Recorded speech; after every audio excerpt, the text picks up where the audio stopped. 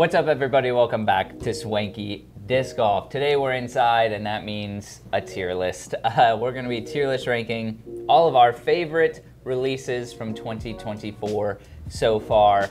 And gonna preface, there's a lot of discs that came out this year that are not on this list. That is because even we have not thrown every single disc that has been released. There are hundreds, if not thousands, probably thousands of discs being PDGA approved now, like every year. It's absolutely wild. And we're going to come out with a top 10 disc releases of 2024 video where we give away a disc and stuff like that. We need help with that one, so we want you guys to comment down below and let us know what disc from this list was your favorite, or what is your favorite release from 2024. In this video, we're also counting just like new plastic releases and things like that. For the top 10 disc releases, it'll be only molds. These are just some of our favorite releases of 2024 that we have thrown, and we're gonna count them down. I'll go ahead and start us off. We have the Tone Plastic, I believe this is the Tone Soda, yeah. That is the soda. Tone Soda. So these actually are new molds technically. Clash introduced a whole new lineup of Tone Plastic discs. That's really just their old lineup of discs in Tone Plastic, but they all got PDGA approved again. So there's your normal salt and soda and cookie and popcorn, and now there's the Tone variants. So we did throw the Tone Soda quite a bit, and it feels great. I was expecting it to be a lot more understable than like a normal soda, but it was actually, I think, slightly even more overstable than a traditional Tone Soda. The Tone Plastic feels incredible. It's a really like soft, grippy rim that I like on the soda specifically. It's got good glide. I'm gonna put this in B tier because it's really good, but it's not really groundbreaking or anything for me, and it is just basically a slightly more overstable soda. I like that they're innovating, but realistically, it's not doing anything crazy for me. Not a groundbreaking release by any means. And I'm gonna fill in our tiers here. Gotta fill in the tiers. S is Swanky, we know that. Yeah, I don't know about the soda. I thought it was my least favorite of the Tone re-releases. Yeah, I think the popcorn was my least favorite, but the popcorn feels so nice. The salt, definitely my favorite. Oh yeah. The Spore is a unique one because in the bag and on the course, it's not doing a whole lot for me differently. It is the baseline Spore, not so much the ones that came out with the mystery boxes with the cloud stone, but the just base release super soft spores are super special and almost a must-have in the bag for me because they are the best catch disc. I literally have played Ultimate with them. They are fantastic, and I have seen an ace in person, witnessed an ace where the guy threw it, it hit the cage and just got stuck in the cage. Wow. And that's an ace nowadays. An ace. Yeah. So I'm gonna go A for Spore, just because I think for catch / warm up, absolute must have. I love how soft it is in the hand for playing catch and stuff. And it is a great flyer. It's just not doing a whole bunch new as far as the flight goes. Every company is trying to answer the glitch now. This is Discmania's answer to the glitch, and it's great. I prefer this to the glitch. I actually think I do. Also, it has a slight bead. It's maybe a little bit more stable. The glitch isn't like super understable or anything, but I like the flight of it a little better. I like the hand feel a little bit better. Yep. So yeah, love the Spore. Now we have the Tone Salt, and I think I'm gonna put this in Swanky tier because I agree. The Tone Salt is actually a completely different disc. It's so good. The one, maybe it was just the one we got. I'm pretty sure it's all of them. It's all. It turned from a Destroyer copy to a like Hades from Discraft copy. It became an understable 12-speed that has a ton of glide. It was really cool. It felt great. It flew great. Nothing like the numbers of the original Salt. We were getting legitimate like hyzer flip to flat and some turnover if you throw it flat. Absolutely crazy. Ton of glide. The rim feels super, super good. Yeah, we love the Tone Salt. It's Swanky tier. Yep, it definitely is. It was the best salt or the best tone re-release. By for far, sure. yeah. Yeah, so I think this next one is the popcorn. We're getting all the tones out of the way. The tone popcorn for me is just I think it's above the soda in B tier. If I can make this work, it's not gonna let me. It's been hard coded by Luke to disallow this. Well, I'll just do this. Ha! There you go. Top of B tier. Yeah, it's really just for the popcorn. I felt like it was just a different hand feel mostly. Like, Yeah. It definitely has a different hand feel. It feels almost like you're holding an MVP disc where you have this like firmer rim and softer inner fight plate. And I love that. So I prefer this to the base popcorn. Some people don't. If you're not into gyro, you might not like the way these feel. I don't necessarily think they're gyro, but they have that same feel. Yeah. So yeah, I think it was a great re-release though. Yeah, I agree. I liked it a lot. I did not like it more than your normal popcorn though. For me, it was not an improvement on the popcorn. It's unique and it does feel different if you don't like the popcorn, but I really like the popcorn. So Yep. the Big change doesn't do popcorn it for me.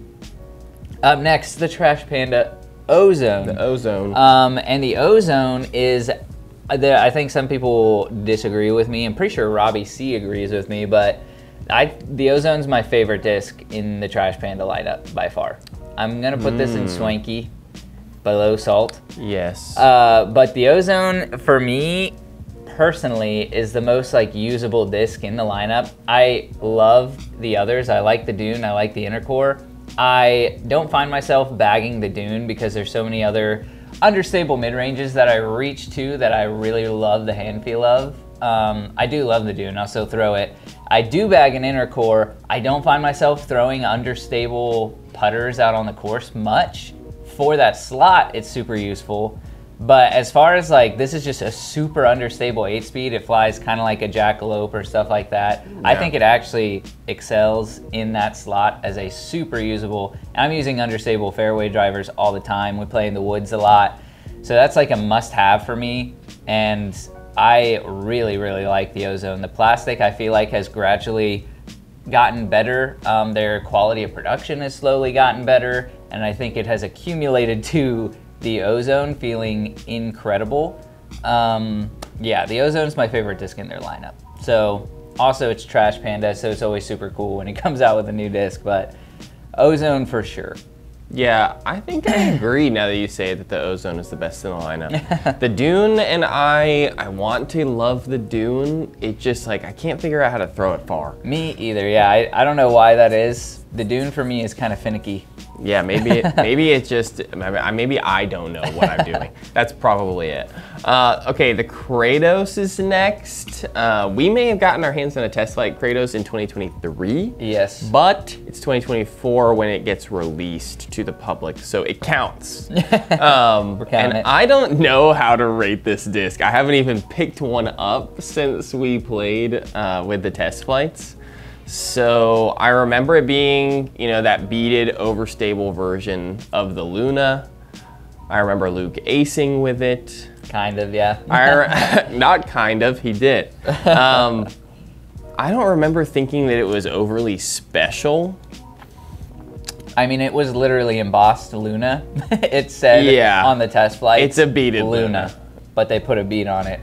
But you gotta love the Luna. And they even advertised it that way, though. They weren't ashamed of it. They were like, we're gonna put a bead on Luna because there's a whole market for, you know, beaded butters, and the Luna's incredible. So this is an incredible disc, realistically. It's not like earth-shattering or anything, but it's a really good disc. B tier. I think people are starting to putt with it now. Yeah, I mean, it's probably the best putter in the Paul McBeth lineup, putting putter. It's definitely the one I would go to. The Luna is super uncomfortable putting-wise for me. So I would definitely putt with the Kratos if I was Paul McBeth line only. I'm also not rich, so I can't putt with Lunas or Kratoses because they're $25 each, but... They are very expensive. They're not always $25 each, but it's known that, like, they're the most expensive putters out there. You gotta get McBeth's name on it somehow. Staying in Discraft, we have the new Swarm, the mid-range, and I actually liked the Swarm a lot. I don't throw a lot of super overstable mid-ranges. I don't think a ton of people throw a lot of overstable mid-ranges, just because things like the Zone, Toro, Pig, insert overstable approach disc here exist, and people, especially more advanced pros and more advanced amateurs, have different levels of beat-in zones and different levels of beat-in pigs and stuff like that, where they can absolutely rip on a zone like a mid-range, like a 5-speed. And so even for me, I pick up a Malta, and first off, I'm disgusted by the hand feel, but second of all, it does not go much farther than the Zone for me. The Swarm felt way better, felt much more seamless. It felt like I was able to throw it on a forehand without ripping the inside of my palm open. I liked it a lot, and I did get more distance out of it than a Zone. Also, not a real earth-shattering release by any means, but I'm gonna put it in A tier simply for the fact that I believe it is Discraft, and especially compared to like the Wasp, and it's Discraft's best overstable mid-range. I don't know how it took them this long to release a mid-range that's overstable, but it's better than the Buzz OS. I've thrown all of those, and I much prefer the Swarm, and I can pretty comfortably recommend it to anyone and say, like, you will more than likely prefer this over any other overstable mid-range in the Discraft lineup. So I like it a lot. I think I agree. I guess the Buzz OS would be the only other one that I'm like, I kind of like the Buzz OS. Don't like the Buzz OS. I don't like the Buzz SS either that much. I do not like. The Malta, I do not like. So yeah, the Wasp, and that one's not even super overstable. Okay, should I skip to the extraterrestrial so you can do this one? Because I guess you haven't thrown the Buzzsaw yet. I haven't even felt that You can plastic. do the extraterrestrial. I'll do the extraterrestrial. This one's crazy. Of course, if you haven't heard of it, it's like the Arobi Epic. It is thicker on one side, the rim being thicker on one side than the other. So it's like goes from a fairway to a big distance. Yeah, I believe he said 7 to 14 speed. 7 to 14. So very cool. I've thrown it a few times. The flight of it, it flies very funky. You can see it kind of pulling itself through the air. It's kind of almost looks like it's lagging. It is pulling itself strangely because of the way it is off balance. But it flies really nice. It flies kind of overstable, and it's fun because you can theoretically, you can grip it from the thin side and get almost distance driver distance. I don't know if that's true or not, because I don't know how far it flies compared to my other distance drivers if I were to grip it and rip it. But I do love the way that it feels. I love forehanding 7 to 8 speeds, so it's perfect for that. And what an innovative release to go get this PDGA approved. I think we put it here. Nice. I liked it.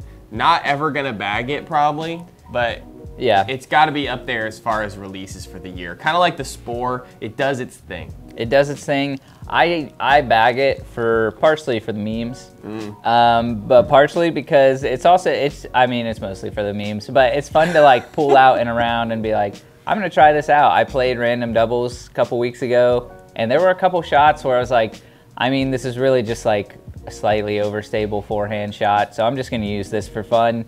And it flies pretty normal. It's kind of wonky when it flies in the air. There is like that lag, and it kind of looks like it's wobbling in the air, like a dead duck. But it's really fun. And something super innovative is just the fact that there are two technically manufacturers collaborating, and Gateway being willing to collaborate with Trash Panda and vice versa is a really cool thing. Like I can only imagine, I'm hoping now that maybe other disc golf companies will reach out to Trash Panda and be willing to do these collaborations, because this, while I said the Ozone is my favorite disc in the lineup, that is true. This is by far the best production quality out of the Trash Panda lineup. The plastic genuinely feels incredible. It's all recycled, but you would not be able to tell that picking up this disc. Still, even with the Ozone, you can still pick it up and feel like it doesn't feel quite like normal plastic.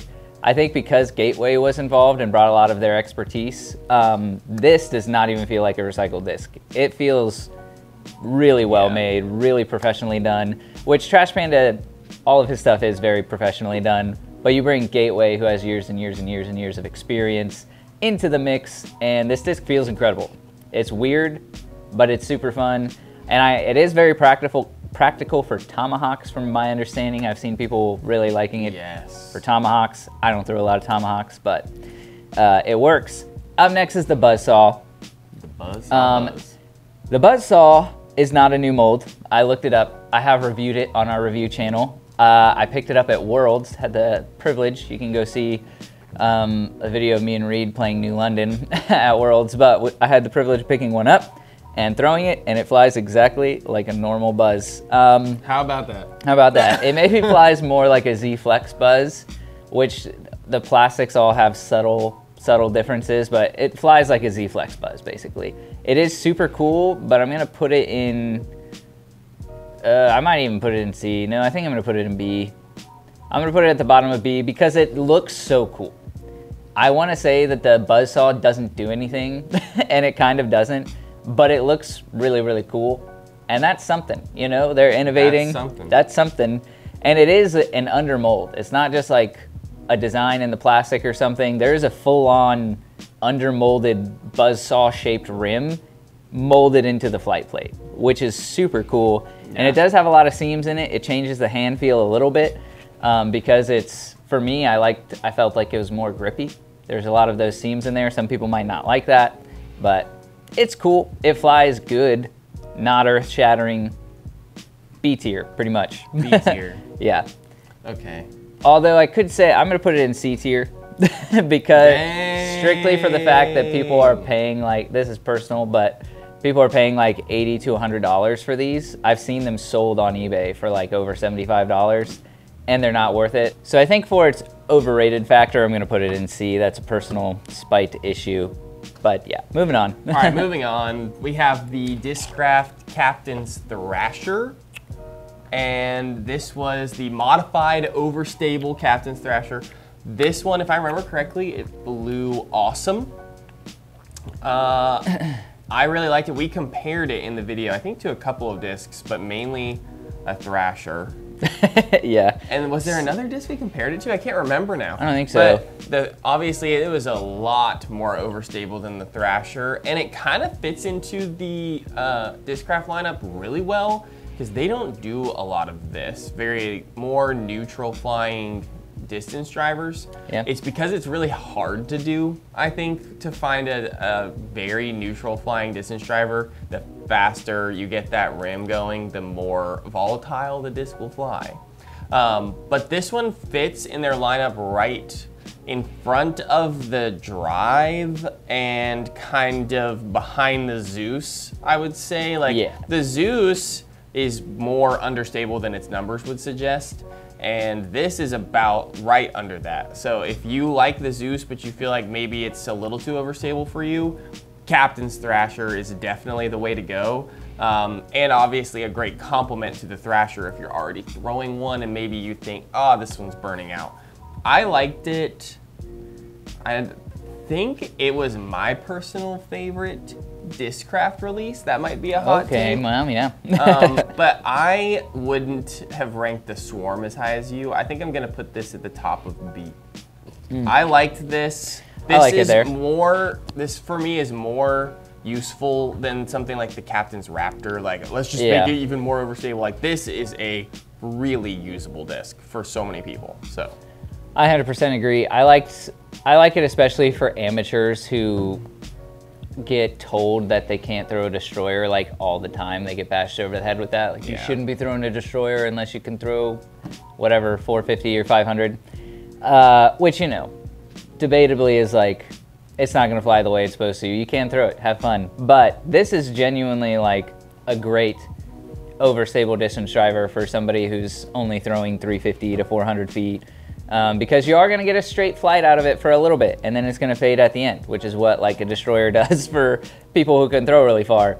So, or yeah, talking about it in Discraft's lineup, it just makes a lot of sense to me for it to exist. And maybe they do have a distance driver. Their molds just like overlap so often. Maybe they do have another distance driver with the exact same numbers. I really like the Thrasher. I think I agree with saying it's right under a Zeus. And the Zeus for some people is a little uncomfortable. the flight plate being super flat. It's kind of weird, but it's cool. I like it. I like where that goes. Up next is the Jester Discs Wild Thing. For anybody who doesn't know Jester Discs, we've reviewed a bunch of their discs. Super cool people over there. Yep. They have a super solid lineup of understable discs right now. They have the Love, the Peace Train, and the Dreamweaver, all with like really incredible plastic, really solid flight out of each of those, really solid molds. And now they're delving into the overstable world. This is an overstable 3-speed with a pretty significant bead on it, which normally I wouldn't love. The plastic is super high quality here, so I enjoyed throwing it. I don't throw like overstable 3-speeds a lot. Again, the zone exists, therefore it's like overstable 3-speeds, overstable 5-speeds. I don't find myself reaching for them too often because the zone or literally any overstable 4-speed just feels right. But that being said, this was probably the most comfortable overstable 3-speed I've ever thrown on like a forehand. I rarely ever throw putters on a forehand, and I was trying this out on forehand specifically because it's so overstable, and I loved it. I genuinely enjoy it. I could throw it flat or even a little bit of anhyzer and get a pretty full flight out of it for a 3-speed, which is super weird. It's a weird experience. I would compare it to something like the P Model OS, except for it's not made in China with cheap plastic, so it feels much better than that, of course. It might, yeah, I'm trying to think. There's not too much. How does it compare to an Envy? It's more overstable than an Envy. Even like an Eclipse or the Prism plastic, it's the numbers on it I think are 3.5. And for me, it was 0.3 or like, it felt very overstable. I could kind of crank it on anhyzer and it was stabling up. Really, really solid disc. I'm gonna put it in B tier, sort of towards the top. Cause it's super solid, it's really cool. And I really like Jester discs. And this is, I don't know. For me though, I'm just not gonna throw it still over a zone. I probably won't bag it, personally. But anyone who does like 3-speeds, this thing's sick. Super cool. Yeah, everything from Jester so far has been awesome. Yes. So I haven't even thrown the Wild Thing yet, but there's one in your car. I'm gonna go take it after this and I'm gonna try it. Okay, the Detour.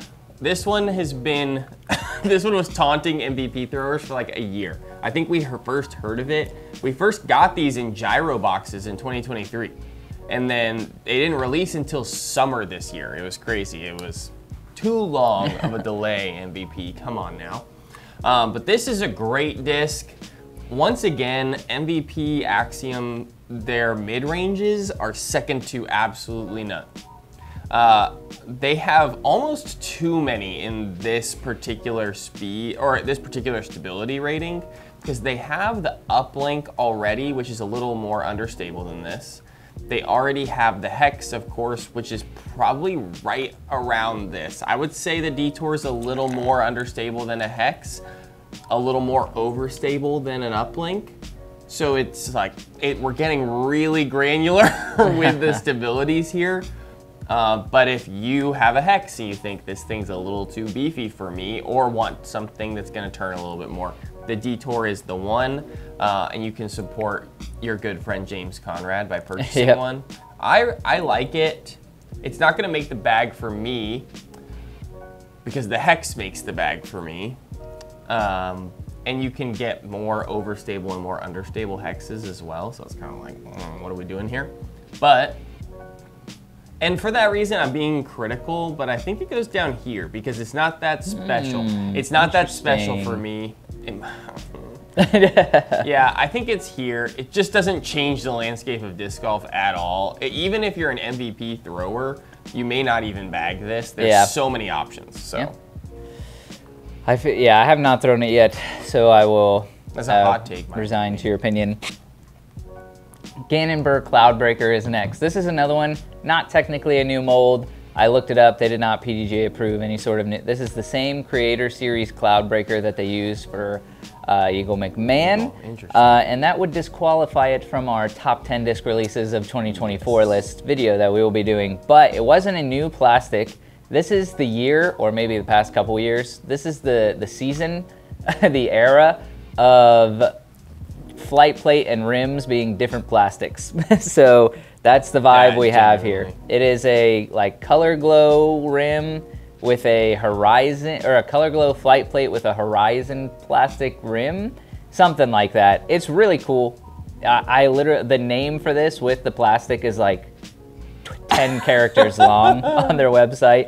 And it flies really, really well though. I mean, if you are a big Discmania guy and a normal DD3 is not cool enough for you, pick one of these up because they do look incredible. I know so many people will be like, it doesn't matter what it looks like, blah, blah, blah. Looks matter to me with discs. I think it's cool. If everything out there was just stock run, boring looking, life would be boring. So there we are. True. That being said, it doesn't do anything special. It's the same creator series. It's gonna go in C tier, I believe. I'm putting it below the Buzzsaw because the Buzzsaw is actually really cool. But it's a great disc. I'm not gonna take anything away from it. But I've thrown, I think, every Cloudbreaker ever at this point, and it didn't do anything crazy. It's also personal preference. I think I've said on the channel several times that for distance drivers, for some reason, C plastic is just not my favorite. I think probably because they tend to fly more overstable.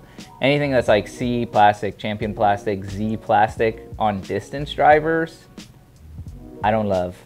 I don't know. So like the swirl, I actually think I like the Creator Series Eagle McMahon Cloudbreaker more because it's basically just a swirly S-line DD3.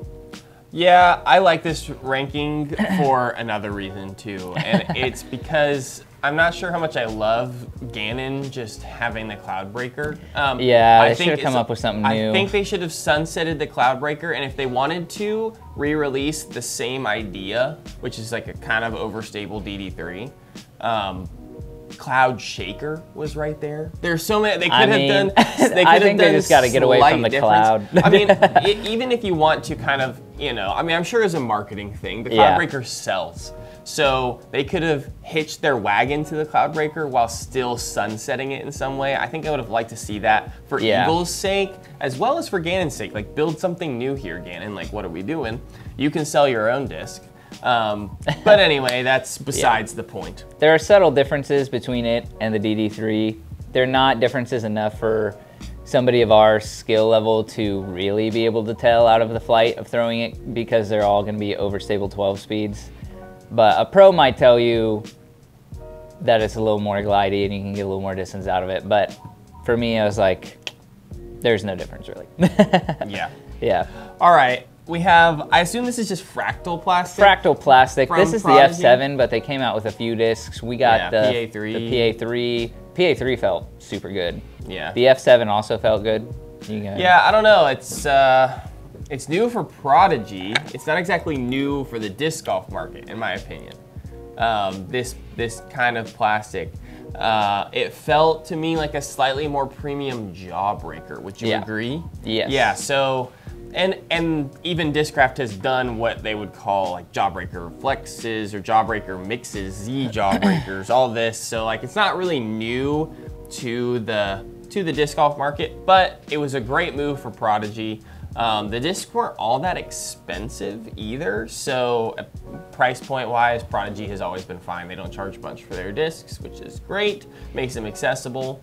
And like Luke said, looks matter, and these look sick. Really do prefer this look to anything Jawbreaker. Yes. This looks like, what's that artist's name? I can't remember. Splatter paint guy. Yeah. You know who I'm talking about. They look, Jackson Pollock. Boom. They look like this guy got a hold of some discs, and I love that. But yeah, it's not really anything new to the space. I don't know. I'm like a B tier stan right now. I know, I think the entire B tier pretty much is mostly you, but that's okay. I put one disc in A tier. No, 2 discs in A tier. That's where it goes. Yeah. It's not shattering the earth or anything. It's just earth shattering. That's what Ganon should be. Yeah. Come on. Dude, yeah, moving from clouds to just like Earthbreaker. Earthbreaker would have been insane. Up next, Breaker. this is a super new disc, new company of 2024. It's called Kraken Discs. This is called the Mimic. Kraken Discs. And I just reviewed it recently. This review will be going live, I think, tomorrow on our Swanky Disc Reviews channel if you're not subscribed to that. And I was super shocked by this disc. It's on the list. And this is not sponsored or anything. We have companies that sometimes send us discs, and sometimes they break through, sometimes they don't. There's been even occasions where I didn't even review the disc because I was like, I'm not gonna have anything good to say about it, so it's just not a good idea for me to make a video about this. This was a really cool disc. The numbers are 2300, and for a new company, the overall quality of production, the quality control, the marketing, the design of the disc, it was all super good, super on theme. Their name is Kraken Discs. They're kind of all about D&D, it seems like. They also have a company called Kraken Dice, but Kraken Discs, the Mimic is like a creature in the D&D universe, and the putter flies so nice. The attention to detail was crazy. The shoulder of the rim has like embossments in it that says like Kraken Discs, Mimic. There's even like a little tiny baby Kraken, which I talked to the guy and he was like, that was my idea. I like having that there, and I put my finger on it every time I putt and it feels comfortable because there's just like a little, just a very subtle like reminder of like comfort. Yeah, super interesting. But I just know the attention to detail is crazy on these things. They have something called the blind bag. My quarrel here is they're too expensive. I genuinely believe they're too expensive. But other than that, the flight of the disc is super cool. I'm going to put it in A tier. I'm going to put it at the bottom of A tier. And super solid disc. I have really nothing negative to say about it. There's no flashing. So I don't know where the manufacturing has come from. I don't know if they're doing it in the US or exporting it to China. But even if they are, there's no flashing on it, which is something a lot of companies in the US can't pull off. So super solid disc, super straight flight, very cool. Nice. You're gonna have to double us up to finish because I've not thrown this disc. Oh, you've not thrown the drop. The drop is pretty cool. It feels very much so like a zone. They advertised it as being slightly slower than the Tactic, if I remember correctly. Niklas in the video was like, I think it's a little slower than the Tactic. It feels like a 4-speed though, but maybe it's like a 3.5 speed realistically. So this is the disc they sunsetted the Tactic for? I think so, which is sad. I really like the Tactic. I have it in a bunch of different plastics. They just released what would they call it? It's not Z-Flex, the like C-Line Flex Tactic in mystery boxes last year. Yeah. But if they do, this is better than the Tactic. It's more reliably overstable. It's a great flight. I like that it's Niklas finally getting his own disc, and this is going to go in A tier also. I'm going to put it above the Swarm because it's a 4-speed. Boom. So. That's going to be the list, guys. Thank you so much for watching. Let us know what you think. Obviously, tell us what we missed, and we will be coming out later in the year with the top 10 disc releases of 2024, so we want to know your input. What do you think was the best disc release? And we will see you guys in the next one. Stay swanky.